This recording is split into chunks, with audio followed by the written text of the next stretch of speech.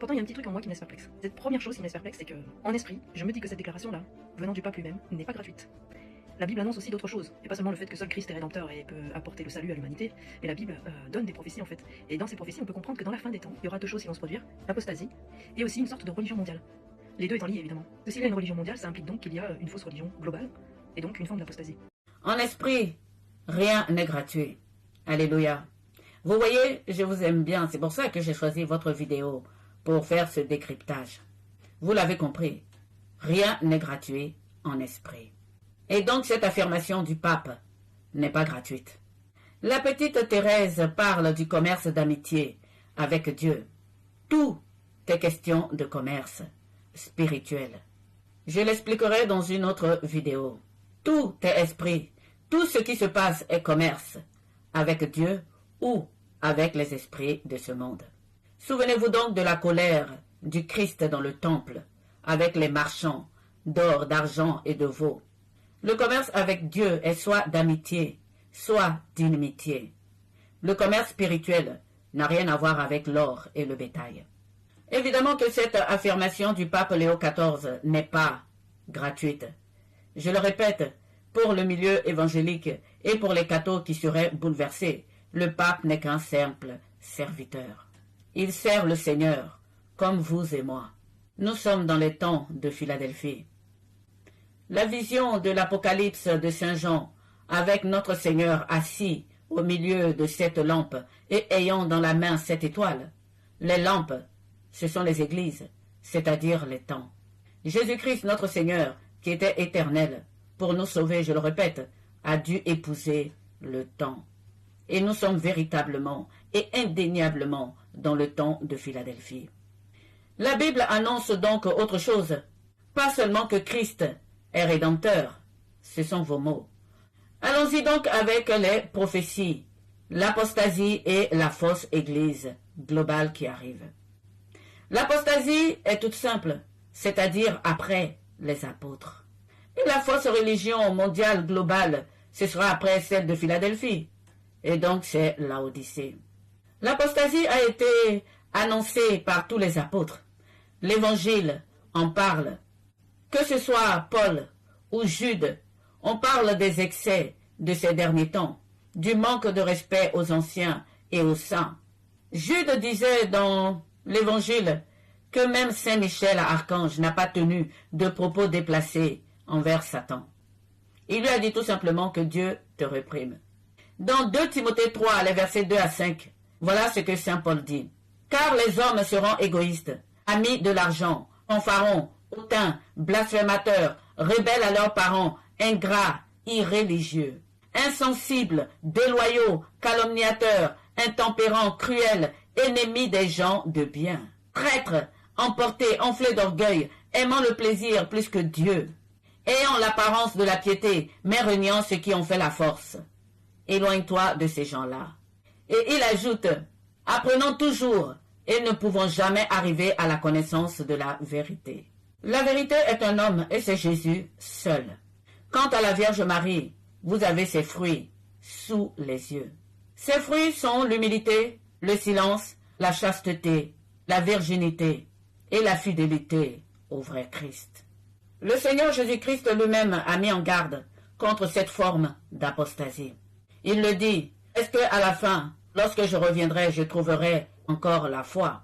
Il le dit pourtant après avoir donné la parabole de la femme qui, jour et nuit, venait s'en prendre à un juge inique. Que veut dire cette parole? C'est qu'il y a prière et prière. Prier sans cesse ne veut pas dire manquer de respect aux anciens, injurier les apôtres comme étant pas savants ni intellectuels, comme étant des gens qui ont renié le Christ. La mise en garde du Christ contre le péché fait à l'Esprit Saint. La plupart d'entre vous oublient que la parole de Dieu est esprit, que les Écritures sont esprit. La Vierge Marie était un rempart contre cette église de Laodicée. Elle est la première des apôtres et la dernière des apôtres. Elle est le rempart contre la fausse église mondiale et contre également l'apostasie. En voici les raisons. Le faux Christ se présentera lorsque le culte de Marie, mère du vrai Christ, sera abandonné. La Vierge Marie est la réalisation de la prophétie de Genèse 3, les versets 15. Je mettrai inimitié entre toi et la femme, entre ta postérité et sa postérité. Celle-ci t'écrasera la tête et tu lui blesseras au talon. Nous sommes dans la pleine réalisation de cette prophétie. Marie, la Vierge Marie, la mère du vrai Christ, était le vrai rempart contre l'apostasie et contre l'Église de Laodicée. Deuxième raison, c'est l'humilité de la Vierge Marie. Contre donc l'orgueil de ces derniers jours, les fruits de Marie sont suaves, calmes et posés. Les temps de chapelet, frères et sœurs, sont tellement de bénédictions et de paix. Le chapelet est un instrument puissant contre l'impiété. La simplicité du chapelet n'est pas à démontrer, et pourtant, nous récitons le Notre Père et nous lisons les Écritures. Le chapelet est un puissant instrument contre l'impiété. La Vierge Marie, notre sœur en humanité, est le vrai rempart contre Satan, contre le diable. Dans l'Apocalypse 12, c'est la mère qu'il pourchassait et non l'enfant. Vous avez raison, l'église de Laodicée, les temps de Laodicée, cette fausse église globale qui arrive, elle sera forcément une fausse église. La raison est toute simple, la tête ne sera plus le Christ, nous dit les Écritures. Mais savez-vous pourquoi l'église est comparée à un corps humain? Les communautés sont les membres de ce corps dont la tête est le Christ. Cette parole des Écritures est bien connue, mais combien l'ont comprise? Chaque membre donc a l'esprit dont il lui faut pour servir le Christ. Dans un corps idéal, souvenez-vous que le Christ est charpentier. La jambe ne se prend pas pour le ventre, les mains ne se prennent pas pour le pied, le cœur, le foie, l'estomac, chacun a son rôle et ne se prend pas pour autre chose que ce qu'ils sont. Chacun fait son travail en étant tous liés au même corps dont la tête est le Christ. C'est cela, l'unité. Donc la vraie unité, ce sont toutes les églises qui existent actuellement, mais qui s'aiment et se respectent, discutent entre elles sans dispute, sans colère, comme nous dit Saint Jacques, sans esprit de dispute ni de zèle amer. L'unité qui est demandée aux membres du corps du Christ, c'est de ne pas mentir contre la vérité, c'est-à-dire contre la tête. Et cette unité est différente de l'unicité qui arrive avec l'église de Laodicée. Cette fausse église globale, ce ne sera pas l'unité, car il n'y aura aucune liberté des membres. Ce sera l'unicité, c'est-à-dire la prison. La communauté catholique était la fille aînée de cette église.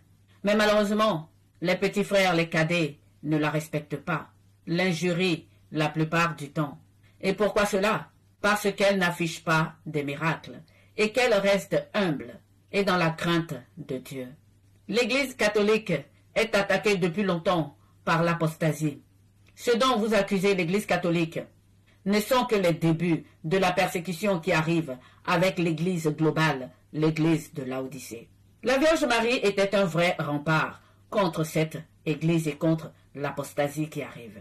Contrairement à Ève, Marie lui écrase la tête à Satan et il vient de la mordre au talon. Mais cela fait partie du plan de notre Seigneur Jésus-Christ. Avant que l'apostasie ne s'installe, il faut qu'il enlève tous ses apôtres. Souvenez-vous de la parabole de l'enfant prodigue. Le grand frère, l'aîné, est dans la maison du père. Et lorsque le fils prodigue arrive, le père est content de le retrouver parce qu'il est en bonne santé. Ce fils prodigue, ce sont les églises évangéliques et protestantes. Et le frère aîné qui est dans la maison du père, c'est l'église catholique. Le père a tué le veau gras pour le fils prodigue, parce que celui-là a fait commerce de ses biens avec les prostituées, c'est-à-dire avec les esprits du monde. Le veau gras, frères et sœurs, c'est le temps de Philadelphie. C'est les miracles de guérison, les miracles de chasser les démons. C'est tous ces baptêmes du Saint-Esprit. Lors donc le Christ dit « Aimez-vous les uns les autres, vous êtes tous frères », il parle aussi des communautés. que toutes les communautés s'aiment quand ils sont frères du même temps de l'Église. Nous sommes tous frères.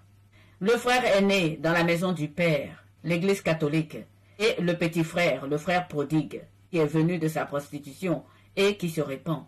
Pour donc répondre à votre question, pourquoi maintenant? C'est parce que c'est le temps de Philadelphie, et l'Église veut dire temps. Comment n'avez-vous donc pas compris que Marie est la descendante d'Adam et Ève, et que c'est elle qui écraserait la tête de Satan? Avec donc l'arrivée du temps de Philadelphie, elle est bien entendu mordue au talon. Cette affirmation donc du pape met fin à l'hostilité entre la femme et le serpent. Depuis toujours, il pourchasse la femme, il l'a mordue au talon. Avec cette affirmation, c'est le temps de l'enlèvement de l'Église. Les temps de Philadelphie sont véritablement les temps de l'enlèvement de l'Église. L'Église sera enlevée avec la mère du Christ. Dans l'Apocalypse 12, il a été donné un temps à la femme qui s'est enfuie au désert. C'est ce temps-là nous avons connu avec les 6 églises. Et l'église de Philadelphie vient clôturer la fin de la femme dans le désert. Elle sera enlevée au ciel. Avant donc l'église de Laodicée. L'église de Laodicée ne sera pas l'épouse du Christ. Comme il nous est dit dans le Cantique des Cantiques, la Vierge Marie est la bien-aimée. Tant que la Vierge Marie est dans le jardin, le temps de Laodicée ne peut pas arriver. Il faut que la bien-aimée quitte le jardin pour que le temps de Laodicée arrive.